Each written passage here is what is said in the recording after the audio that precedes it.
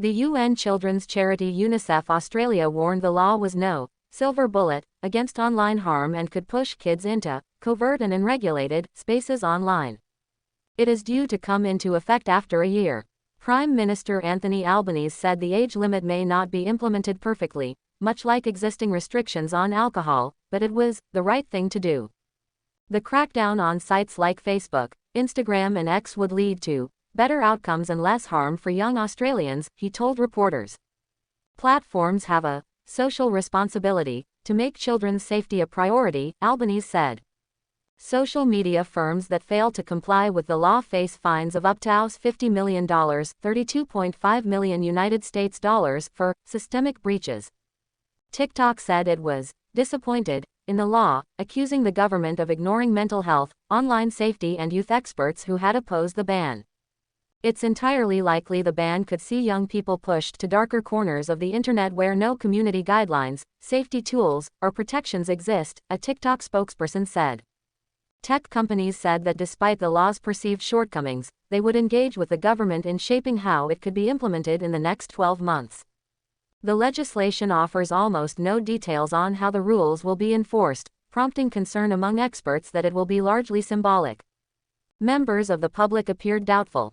I don't think it will actually change a lot because I don't see that there's really a strong way to police it, 41-year-old Emily Beale told AFP in Melbourne.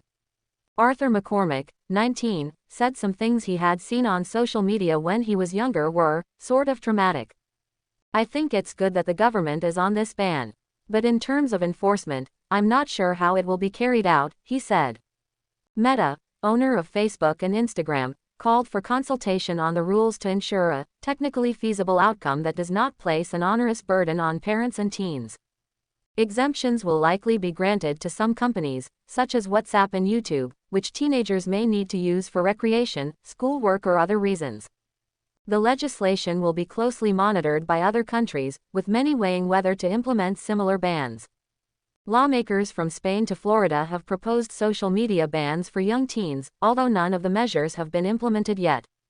China has restricted access for minors since 2021, with under-14s not allowed to spend more than 40 minutes a day on Douyin, the Chinese version of TikTok. The government had warned Big Tech of its plans for months, and first announced the ban after a parliamentary inquiry earlier this year that heard testimony from parents of children who had self-harmed due to cyberbullying.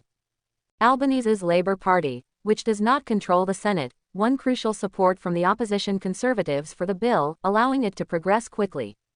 The bill was introduced into Parliament last Thursday and sent to a select committee on Friday where interested parties had 24 hours to make a submission.